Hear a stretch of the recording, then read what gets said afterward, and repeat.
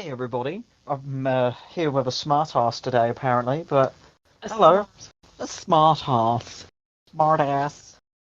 Anyway, this is me of boy. course, sweaty boy because it's very fucking hot in here today.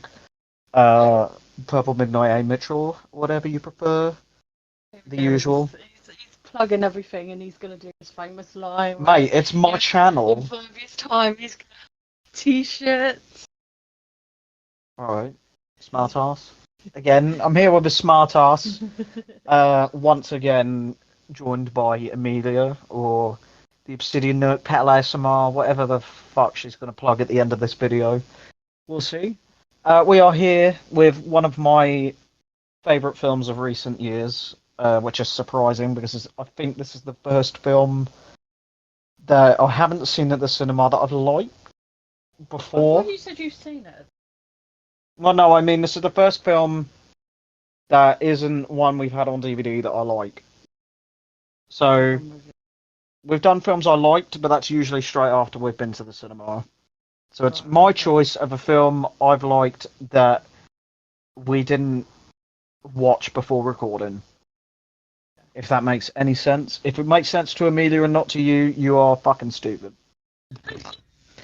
Anyway, we're here with a Green Book. Came out 5 years ago this year, which is scary to me because I didn't realise it was that long ago. Uh, Biographical comedy drama directed by Peter Farrelly. As you've probably seen, if you've seen the marketing, it's inspired by a true story. I don't know. With biopics like this, it's difficult to tell how accurate it is to the actual story and what's been dramatized or whatever, Just now or realised exaggerated. that you haven't done your other line. My other what? My other line? Yeah. My other line.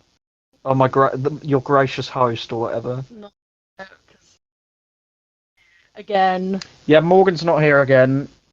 He was, well, I was going to say he's been too busy actually recording, but no, he's not here as always. I don't know what he's doing. I don't care. He's not here, and that's what's important for this video. So anyway, uh, let's get right into it. Spoilers ahead, of course. It's been 5 years. If you haven't seen it, watch it. And he's got 4 pages for you, so Go off. grab some. I've got about 3.5 pages. I've not got four. It's You've not got four. full. It says 1 of 4. Yeah, because I started the fourth page. Anyway, because this film was longer than our other ones, clocking in at a nice 2 hours and 10 minutes, this isn't going to be. If this still gets to half an hour or 40 minutes or whatever it is like the other ones, I'll be surprised. Because usually we're doing films that are just over an hour and a half. Say something. And I was like, don't fucking do it. Oh, go on. Entertain the audience with your stupidity. I say, you lot could still be sitting there waiting at the bottom of the ocean, with your £20 controller. Oh, yeah. I'm sorry. Yeah. I couldn't have. If she makes any remarks about the recent events involving a certain submarine at the bottom of the ocean, I do apologise. If you don't know what that is, are you living under a rock? Are you living in the Titanic? Anyway, that's not related. Let's get into it with the phrase that's probably going to end up on a You haven't been t-shirt. sitting under a rock, you've been sitting in a yellow submarine. Yeah, that's been bolted shut and powered by a PS1 controller. Sorry. Anyway, movie begins. Say the line, Bart, etc. Happy colour on a submarine, what a coincidence! Oh, this is sad. Can we get on with the actual video? Yeah, sorry. So, movie begins in 1962 at a club called the Copacabana in NYC. Every time I do it, every time I see it, I sing the song. What, yellow submarine? Yellow Submarine, yeah. I just like the Yellow Submarine, and that club reminds me of it, I guess. Tony, quotation marks, Lip Vallelonga, played by Viggo Mortensen, famous for playing Aragorn in Lord of the Rings, is one of the club's greeters and bouncers. I know there's probably a word for it. It's not the maitre d', and it's definitely not a waiter, but he sort of walks them in and shows them to their tables like a greeter, but also basically a bouncer as well. I don't Can I do? Amelia barely knows English, so Excuse me? don't ask her anything. A guest drops off a hat and a coat at the door that is valuable to him. That wording isn't great. Excuse that. He drops it off with like a member of staff. It's just like your coat room or whatever. The cloakroom. That's the one. Tony takes the hat, and back in the club, a fight breaks out, causing the bouncers to intervene. Uh, they sort of play it off like it is someone important because he does the whole like, "Do you know who I am?" sort of thing, and then gets the shit kicked out of him by Tony. And then later on, there's a scene where they briefly discuss it. It's a weird sort of like plot point, I guess. Oh, this could be a recurrent joke throughout this episode. So, the club then has to close for 2 months due to renovations, leaving the staff unemployed. Well, not unemployed, but jobless for 2 months. Tony then takes the hat back to its owner, getting some money for returning it to him. Tony returns home in the earliest hours of the morning because he works at a nightclub, not a day club. The next morning, his family are watching I think it's a football game. I want to say a football game, but it's America soccer. It could be anything. It doesn't really show us. Uh, his family are watching a football game, much to his surprise. It's not like his family is in like his wife and kids. It's like his brother-in-law and stuff. His distant relatives. Something like that. Something like that. They're there in order to protect, in quotation marks, his wife Dolores, played by someone who has been on this fucking channel way too much recently, Linda Cardellini. Velma from Scooby-Doo 1 and 2. Also recently played Lila in Guardians of the Galaxy 3, which we have seen. Shit, I missed that. It's the Otto. I told you that. Ah. I'm not going to drop a spoiler, but you know the Otto. Yeah, no, I know what you're talking about, but because you don't like see the actual actor, do Yeah, it's you? voice acting, yeah. To- Yeah, that was her. I told you that when we watched it, and you were like. Anyway, so yeah, that's what she was in recently. But on the channel, Scooby Doo 1 and 2, of course. Probably what I would like to say. That's what she's. Scooby Doo. Yeah. I think that was the last episode we did Scooby Doo 2, wasn't it? Yeah, because we couldn't decide, and I think I just said to you, let's just do Scooby Dooby 2. Yeah, because I was joking with you about covering the bad, scary movies. You generally decide, so I think I spent in a row where I chose mine, and then I chose No, because mine was Nooksy before that.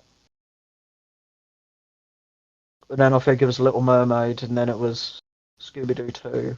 Yeah, so technically I had a. Yeah, but the ones we watch at the cinema, we don't count as each other's choice. We count that as like a joint sort of spin-off, if you wish. Oh, sorry, because the Little Man felt like. Oh yeah, that was for your birthday, wasn't it? Yeah, because then that would kind of line up. I don't know. Even though we did it recently, I forgot what was last. But I think Scooby Doo 2 was the last one. I can check by the letterbox. No, that ain't gonna work.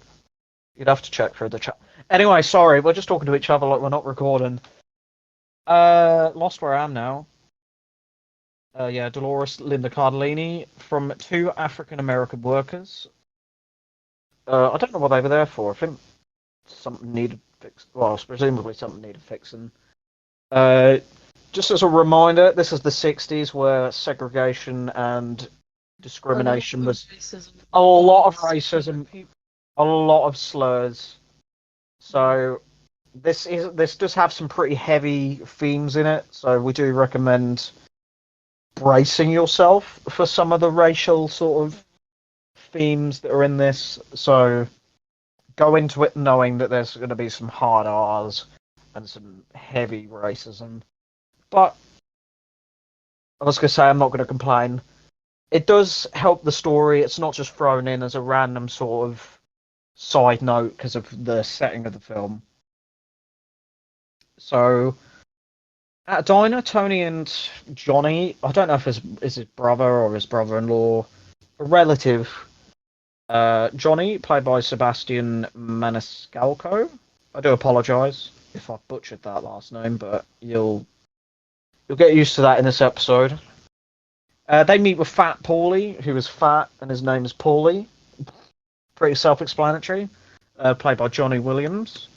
Paulie and Tony agree to do a hot dog eating competition for money. That's quite a recurring theme, is him basically saying he's got money, but then does pathetic shit like this where he just wants more money. Tony seemingly loses because obviously Fat Paulie is fat and he has. Ew, that was disgusting. Sorry, anyway. Yeah, we can't Anyway, edit it's this very out. hot. This is like a one take episode, so I apologise if something fucking nasty happens.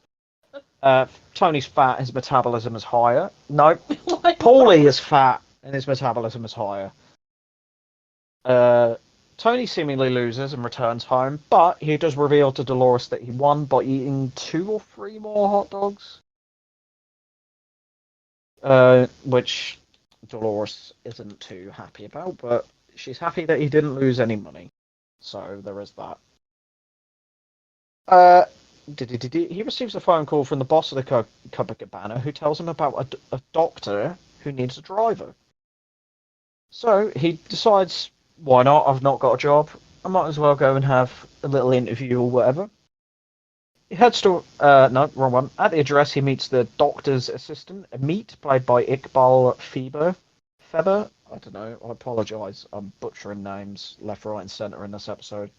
He gives him some paperwork to fill out. In the office, Tony is in awe at the expensive items that fill the large room. Lots of valuable antiquities and goodies, including 2 elephant tusks, I think.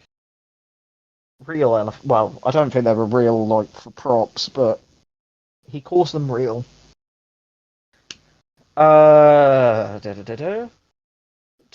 fucking hell. Don Shirley, who I will, throughout the film, refer to as just Shirley. So there's not a random woman named Shirley in the film. There's no one who I forgot to mention and introduce. Not from. That didn't even pick up, but she said something about EastEnders. But also, that's an English TV like sitcom. It's garbage. It's been going on for too long. Anyway, that was a very obscure joke for the 2 EastEnders fans that will listen to this. He's played by Mahershala Ali, a very prominent actor. He will be playing Blade in the MCU, who was last played by Wesley Snipes, I believe. I believe that's his name. He's in a lot of other things. As I say, he's a big actor. Who introduces himself to Tony. Don tells him some details about the job and how he isn't a doctor but a pianist. Tony wishes him luck in finding someone else, but Don insists that he has a good reputation as a driver and came highly recommended. Tony heads to a bar where the bartender informs him that someone has asked for one. Heading to a private booth, he meets Augie, who is played by Nick Vallelonga, the real-life son of the real-life Tony, which is an interesting thing. Nick Vallelonga, I believe, co-wrote the film. He's like a filmmaker, so he does know what he's doing, but also decided, hey, I'll be in it. Why not?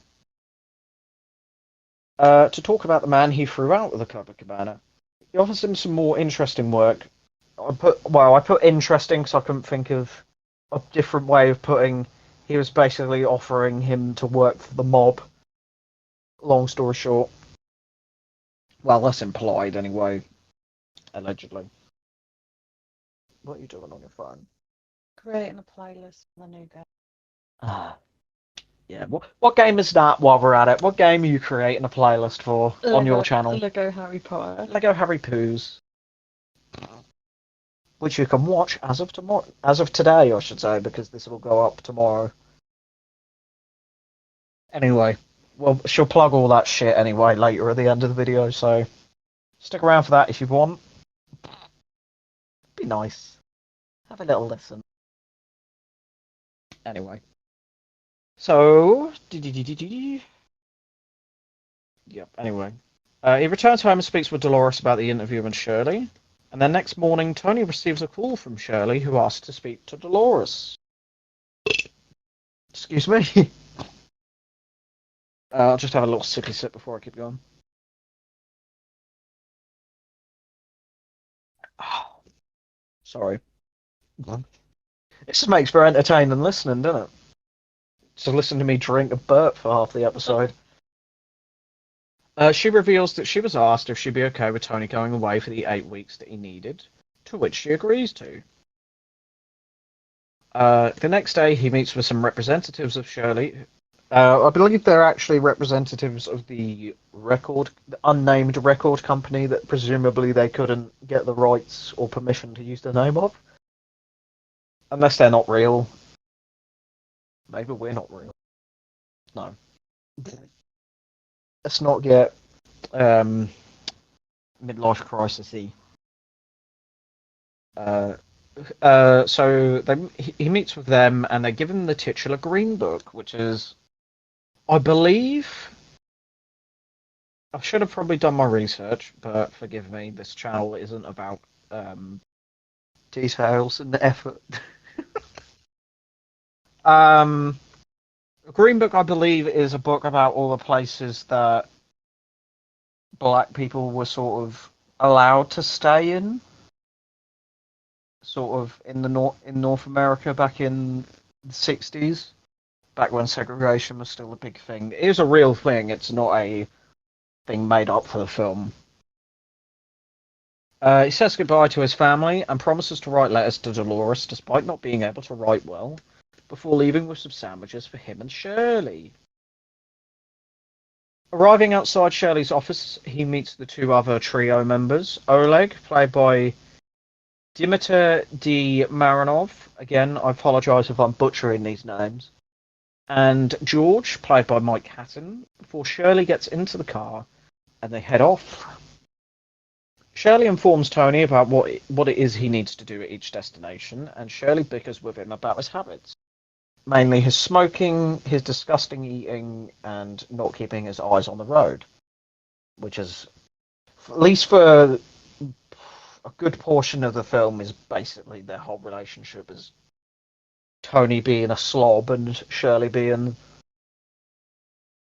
snobby. You've got a slob and a snob. And as a result, Tony eats Shirley's sandwiches because he's a dick. They arrive that night at their first stop in Pittsburgh, and after looking outside his window at Oleg and George having fun together, he spots Shirley drinking alone in his room. The following day, Tony is given some money from Shirley for expenses, and they speak about Tony's lack of manners and how they wouldn't be suitable at the after-show events. Shirley, George, and Oleg perform that night as Tony waits outside with some black drivers for the rich white folks indoors. As I said to you during this scene, it's not in your face, like with most films where they really want to just shove it down your throat, like the segregation. It's there for the plot. It's not there to force that into your mind, being like, remember this happened. It's just like, this did happen, and we're going to have it in the film, but we don't want to just make that the film. We have a story to tell. This is unfortunately part of it, but we don't want to make this the whole point of the film. But technically, I suppose you could say segregation is it's a key part of the plot. I don't know how else to say it, but basically, they're not making it so in your face that that's the only thing you notice.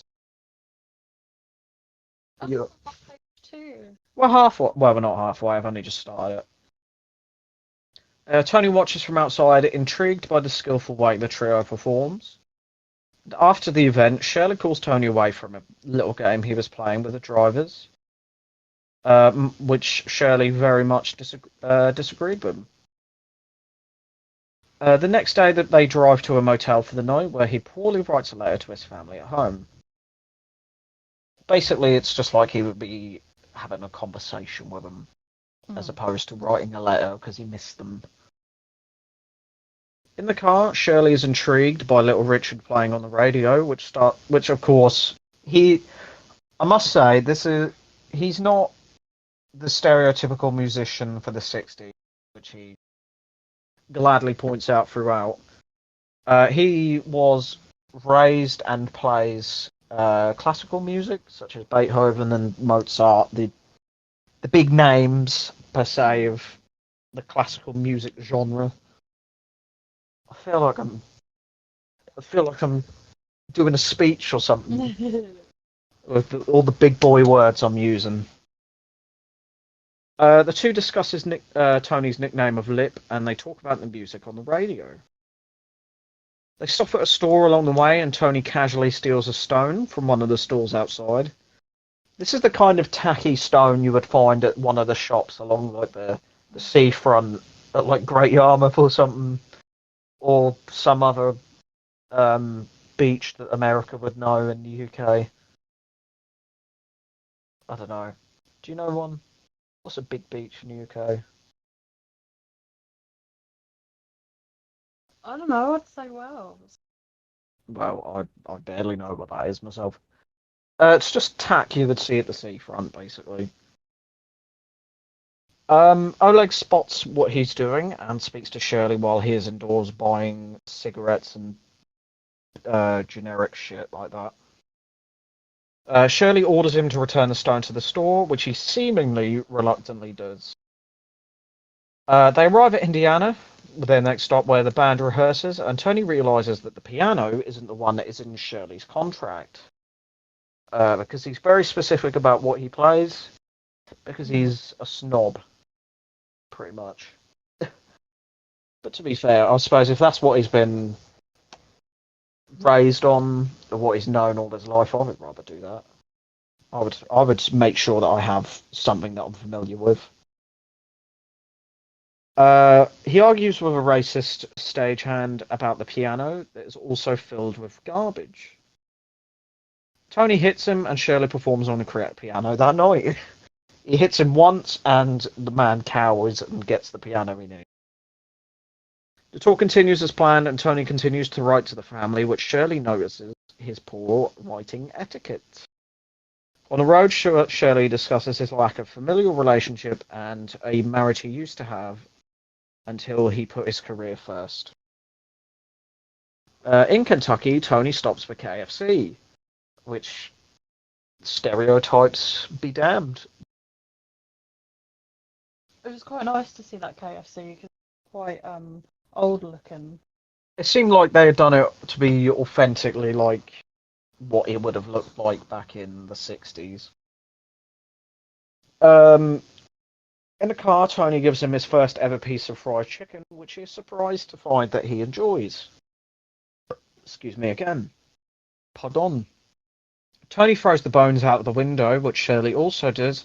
But when Tony throws the soft drink cup out the window, Shirley forces him to go back and get it. Because throwing biodegradable stuff out the window is fine, but when you throw plastic out the window, that's bad. That's littering. This was before all of the global warming and stuff was a bit more major. Like the setting, but also when it came out. What are you doing? Not doing the review is what I'm doing. To be fair, that's basically every episode. Boop, boop. Boop. Anyway. I didn't know if I was allowed to swear. We swear all the time, you idiot. Oh, okay. Right. At a Nook's hotel, which isn't as posh as the previous ones, Tony stays in a different hotel up the road. Shirley is offered to join a game from some of the other hotel guests, but he declined. This is mentioned later on, but it's because he feels like he sort of says he isn't black enough to be called black, but also can't be white. It's after Tony not insults him later on, but talks to him about it later. In his hotel room, Tony pigs out. He literally picks up a whole pizza and folds it in half and starts eating it.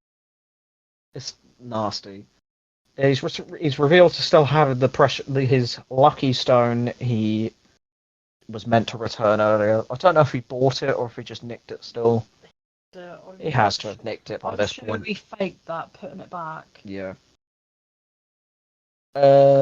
He reads the Green Book briefly. That was a lot of words at one go. That sort of confused my brain. George interrupts him to tell him that Shirley has gotten into trouble, and they head to a bar where Shirley is being hassled by some white trash, for lack of better terms, rednecks in the deep south. He scares one of the thugs into surrendering Shirley by threatening them with a possibly real gun. Tony scolds him for his. Tony doesn't scold him. Shirley scolds him for his behaviour back in the motel, despite being pissed. Back on the road, the car breaks down, causing Tony to do some work on the engine. I think it just overheats because all we really see is him pouring water on it, which is probably quite common for those cars back then. Shirley steps out as several black workers in the nearby field look over at the two. They arrive, and then that night they arrive at a party in North Carolina. As I say, it's definitely more along the themes of segregation, and I can imagine that gave them hope, seeing a black man not having to work for a white man. We're not. I will just say, I'm not claiming to be an expert on this sort of thing. I don't want to say too much because racism. Yeah, it's just linked to the segregation and the fact that they're discriminated all the time. It's just, I suppose it gave them hope to see a black man not having to be ordered around by a white guy, essentially. So yeah, they arrive at a party in North Carolina. At dinner, the host reveals fried chicken is to be served, just because they asked other black staff members what they typically eat, and going with the stereotype, fried chicken. During a break in his performance, the host interrupts him from going to the white men's bathroom, informing him he needs to use the outhouse outside. Shirley refuses to use it and says that he will return to his motel room as a way of trying to get the host to give in and let him use the one at the venue, but unfortunately, they're just like, we can wait. So we just have to do the trip. At the party, Oleg informs him that informs Tony that Shirley deliberately chose to perform in the South. We get a bit more info on that, so I'll pass that along when we get to that point. The next day, Shirley and Tony have stopped on their trip. Tony is writing a letter but is interrupted by Shirley, he doesn't proofread it, but he's just nosy. Because he knows that Tony isn't exactly gifted when it comes to writing and using his manners. Shirley tells him basically to write it word for what he says to make it more charming, which, as we see, impresses Dolores.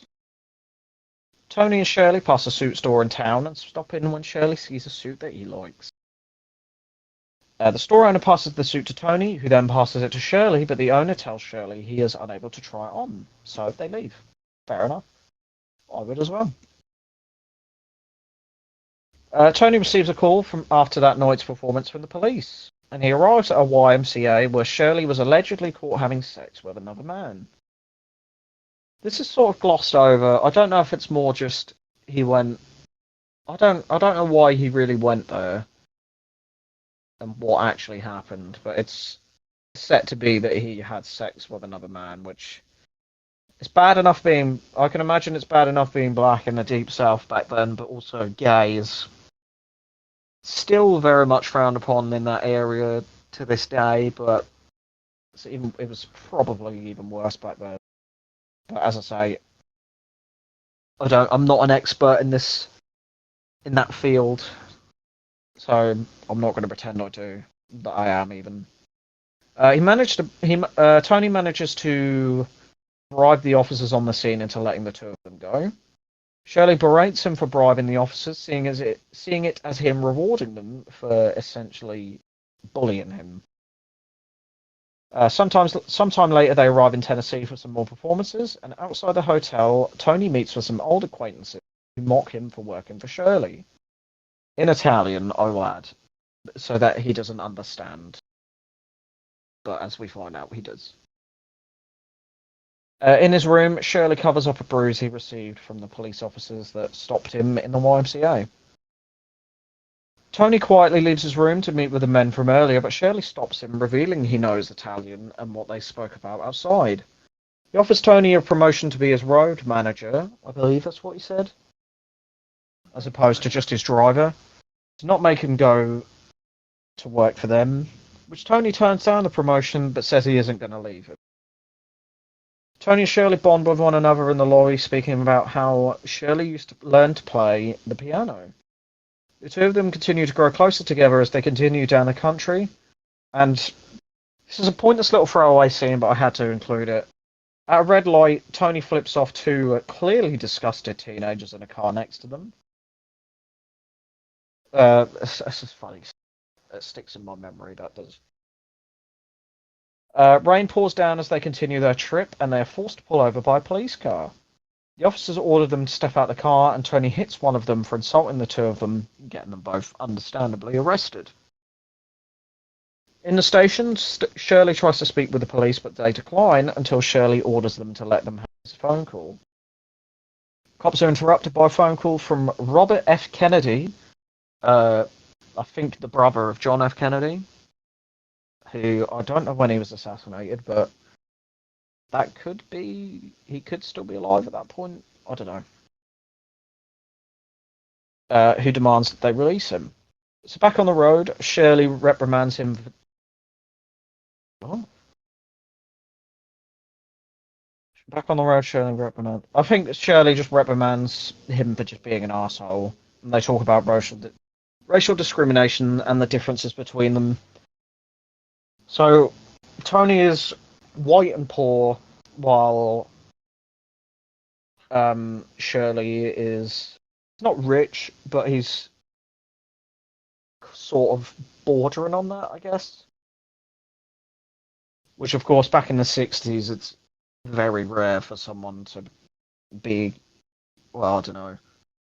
I would like to, well, I wouldn't like to think, I would think that it wasn't common for someone of colour to have that much money, especially all them lavish, like, bits of furniture in his office. Shirley makes him pull over and insists that he walks. Shirley yells at him about his loneliness and separation from other black people before returning to the car. They both stay in the same hotel that night, and I wanted to say it's one from the Green Book as opposed to like a white people hotel. Is that way of putting it? I'm trying not to come across as an arse because it's a white like a whites only hotel. Basically, saying that the whites were racist back then, because they were. Well, yeah, that's the point. But anyway, Tony writes a letter without Shirley's help, but he still reads it and is impressed by his improvements of his writing skills. I guess that's a way you can put it. Shirley says his brother knows where he is if he ever wants to reconnect, but Tony says that he should be the one to reach out first. And I think he does genuinely consider it, because he looks like he's thinking about it. But he never does on screen, and I don't know if he ever does, so I do apologize. The next day they arrive at their last destination, which is unfortunately in Alabama, which is deep, deep south. As far as I'm aware, I'm not familiar with the US, but if you couldn't tell, we're not from there. So, the manager of the venue shows them to a glorified cupboard that's to be used as a green room, and a green room, if you didn't know, is basically like their dressing room. Oh. In the restaurant, Tony is joined by Oleg and George, and Oleg explains why Shirley chooses to tour white establishments. Shirley arrives, but is stopped at the door and is refused entry due to being black. As mentioned before, this is very racist, lots of segregation. Tony intervenes and the manager attempts to defuse the situation, but Shirley stands up to him.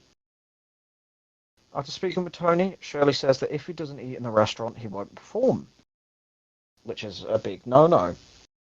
The manager asks to speak with just Tony in order to bribe him into making Shirley play that night, but Tony declines the bribe and threatens him. But before he can do anything, why is it trying to print? I was pressing page down.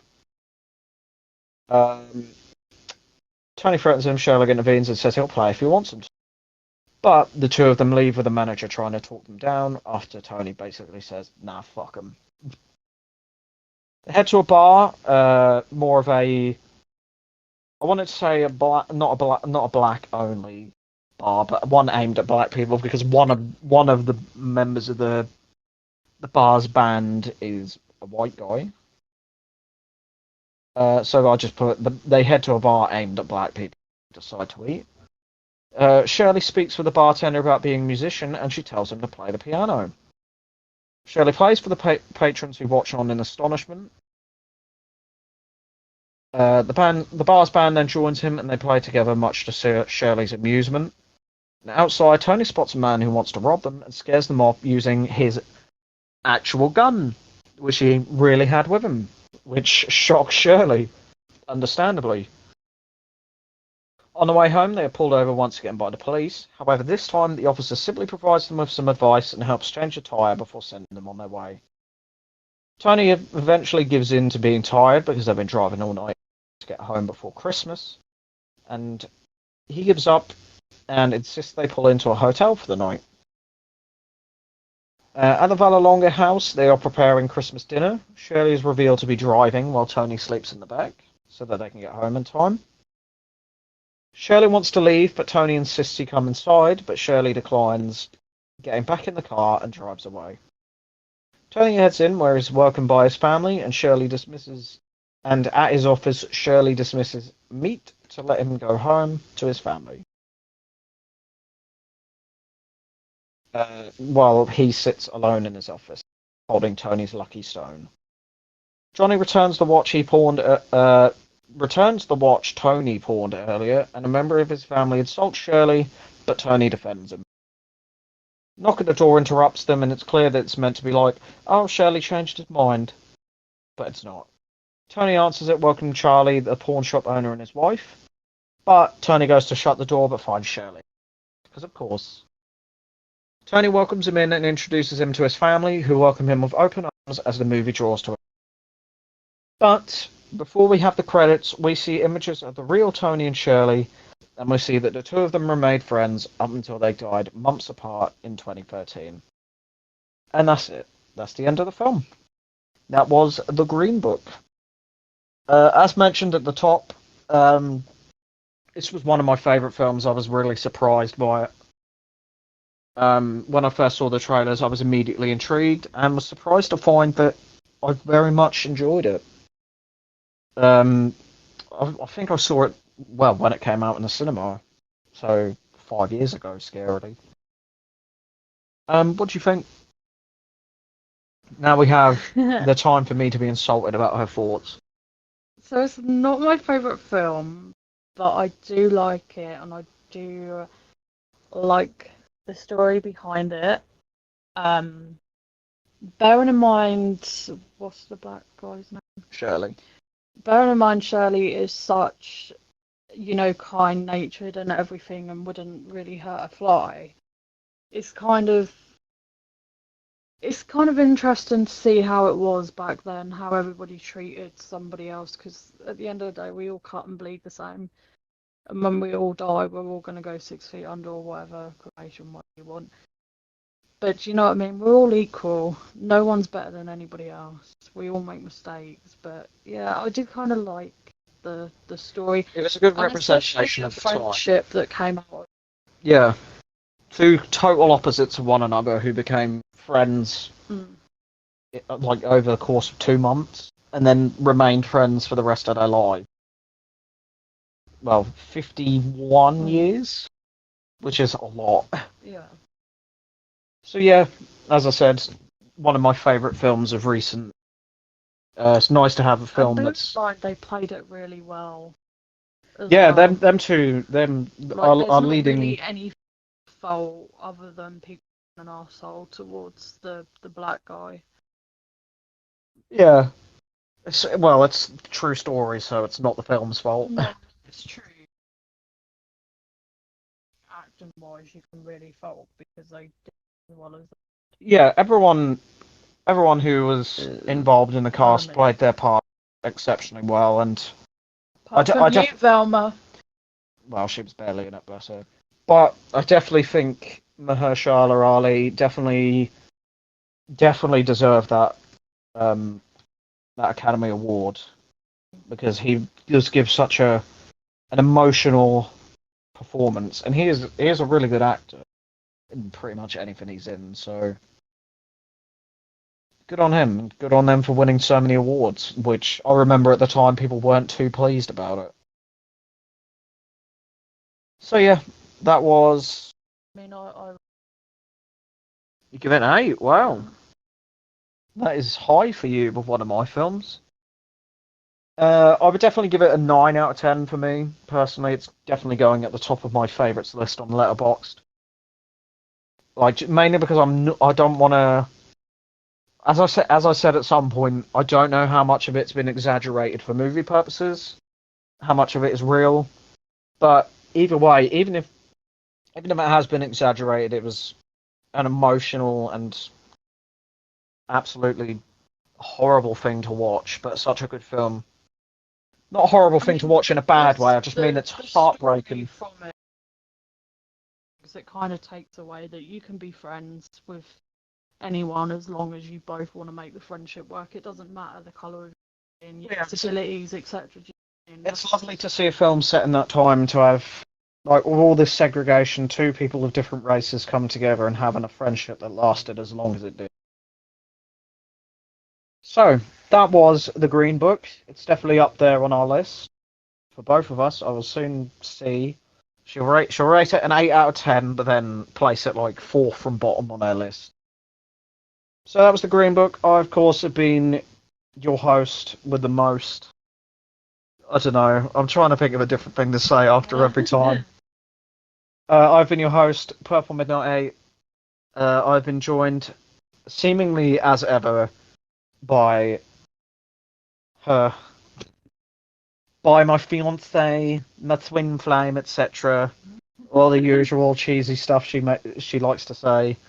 Amelia, or Falling Petals, 111, however many ones are in it. Just plug like The Obsidian Nook. That is ASMR. Obsidian Nook is the one that is linked in the description, so that is the one you will have. So yeah, thank you for listening. We will be back. We will be back at some point. It's her turn next week, so it should be interesting to see her choice because we're running out of films that are on DVD that are actually like interesting. So anyway, we'll catch you in the next one. Bye bye now.